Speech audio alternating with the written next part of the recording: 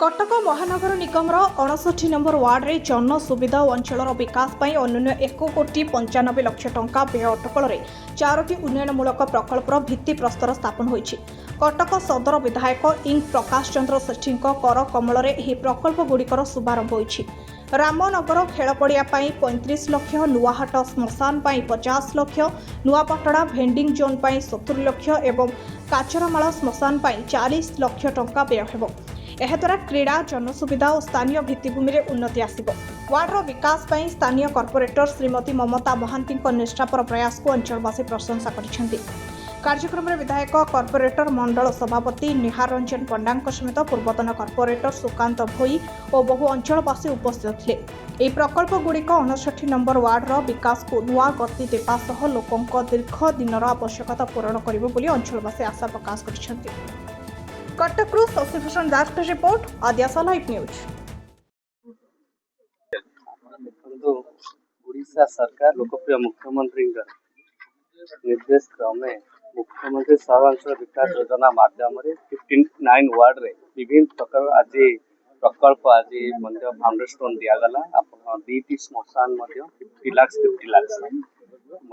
दीटा दिगला, गोटे vending zone 70 lakh दिगला, आउटे स्पोर्ट्स फील्ड 40 लाख अराउंड 2 कोटी 10 लाख प्रोजेक्ट आज फाउंडेशन स्टोन दिखाई, जहाँकि अंचल युवपीढ़ी मान आकांक्षा था बहुत दिन हम जे गोटे भेंडिंग जोन हो, स्पोर्ट्स फील्ड हो, ता सहित लोक साधारण लोक मान जो हईराण होते स्मार्ट मशान करागला, दुईटी करागला। धन्यवाद देवी लोकप्रिय मुख्यमंत्री जे यही प्रकार स्कीम की लागू कर देखिए 59 वार्ड रे 13 कोटी ऊर्ध्व फंड दिखाई एक डेवलपमेंट कराई जे आपण पीढ़ी देखिए 15-20 वर्ष हम जहाँ नहींला एवं काम कराई। नखरा छकरे देखिए जो अवर्जना थिला जहाँ भी थिला एबे देखो से अंचल देखिए से एरिया देखिए बहुत डेवलप होची। ये होची विकसित नखरा विकसित वार्ड 59। धन्यवाद देवी आम कॉर्पोरेटर महोदय को जे एपरी विकासमूलक कार्यक्रम करिथिबारु जे लोकंकर आकांक्षा बहुत दिन होता जहाँकि साधारण लोक चाहूले जे यहाँ माने भित्तिभूमि विस्तार आहरी अधिका हो। निश्चय सरकार दिन में केंद्र सरकार फंड दौले विभिन्न प्रकार रेलवे टू आरंभ कर नेशनल रोड टू बहुत दौले, किंतु राज्य सरकार तार एनओसी लैंड रो परमिट दौन जहाँकि झुले पकाउले। हाईवे देखु तो बहुत पेंडिंग पड़ता जो फ्लाईओवर टू देखु कि रेलवे लाइन देखु बहुत पेंडिंग हो पड़ता कहीं राज्य सरकार रेवेन्यू डिपार्टमेंट टू परमिशन के अलाउ कर अप्रूवाल दौन लैंड आरओआर दौन जहाँ फल कम स्लो थिला, किंतु डबल इंजिन सरकार आसला आमर 10 गुणा कम इम्प्रूवमेंट होती। देखिए 2 वर्ष 2 गुणा विकासमूलक कटक सदर कार्यक्रम होती जहाँकि फल जे राज्य सरकार केंद्र सरकार माध्यम आम सफल लाभ कर। आपण देखु आम सरकार तरफ विभिन्न प्रकार कार्यक्रम करूँ। देखिए पूर्व सरकार इलेक्शन टाइम रे ही विकासमूलक कार्यक्रम करते, किंतु आम जेबेठू विधायक हेलु आरंभ कर प्रति पंचायत 1.5 कोटी लेखा डेवलपमेंट काम हो जाए। आगामी दिन में बड़ बड़ प्रोजेक्ट जो अच्छी जे लोकंकर जो अच्छी आगामी दिन में करा गोटे साइंस पार्क करा जाउची बिरीबाटी तारिणी मंदिर फ्रंट में।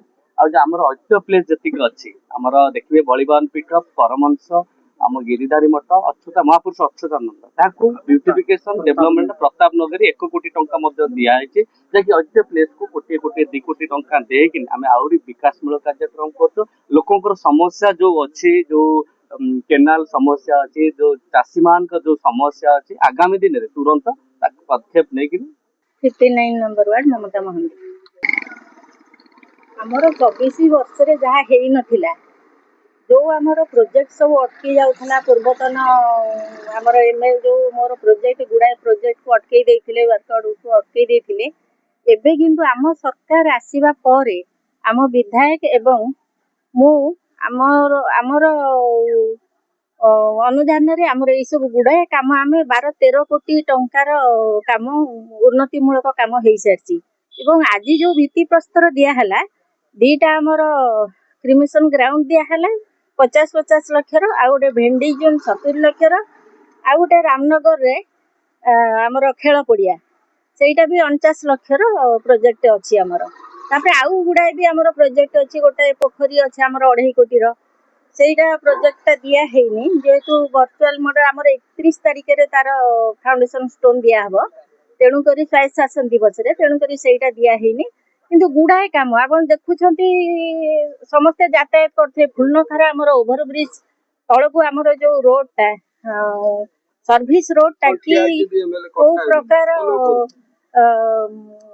ମାନେ ଅବସ୍ଥାରେ ଥିଲା, ଆଜି ସେ ସୁଧୁରି ଯାଇଛି ଆଉ ଲୋକମାନେ ବି ବହୁତ ଖୁସି ଅଛନ୍ତି। ଆଉ କିଛି ଉନ୍ନତିମୂଳକ କାମରେ ଆମର ଲକ୍ଷ୍ୟ ରହିଛି, ସେସବୁ ଧନ୍ୟବାଦ ଦେବି ଆମ ଓଡ଼ିଶାବାସୀଙ୍କୁ, ମୋହନ ଚରଣ ମାଝୀଙ୍କୁ ଏବଂ ଆମର ବିଧାୟକ ପ୍ରକାଶ ଚନ୍ଦ୍ର ସେଠୀଙ୍କୁ, ଆଉ ମୋ ୱାର୍ଡର ସମସ୍ତ ଗ୍ରାମବାସୀ ଏବଂ ଯୁବକ ଗୋଷ୍ଠୀ ସମସ୍ତେ ମିଳିମିଶିକି ଏ କାମକୁ ଆଗେଇ ନେଇଛନ୍ତି। ନାଇଁ, ବହୁତ ତତ୍ପର ଅଛନ୍ତି, ପ୍ରତି ଲୋକ ପାଖରେ ଯାଇକି ପହଞ୍ଚୁଛନ୍ତି। ଯେଉଁମାନେ ଡାକୁଛନ୍ତି କାହାର ସେ ମାନେ ମନା କାହାକୁ କରୁନାହାନ୍ତି। ସବୁଠି ସବୁ ଉନ୍ନତିମୂଳକ କାମରେ ତାଙ୍କର ହାତ ଅଛି ଏବଂ ଆଗକୁ ରହିବ। ସେ ୱାର୍ଡ ଏବଂ ଆମର ପଞ୍ଚାୟତ ଏରିଆ ଆମ କଟକ ସଦରରେ ସେ ବହୁତ ଆକ୍ଟିଭ ଅଛନ୍ତି ଏବଂ ତାଙ୍କ କର କମଳରେ ବହୁତ ଗୁଡାଏ କାମ ଆଗକୁ ଯାଇଛି।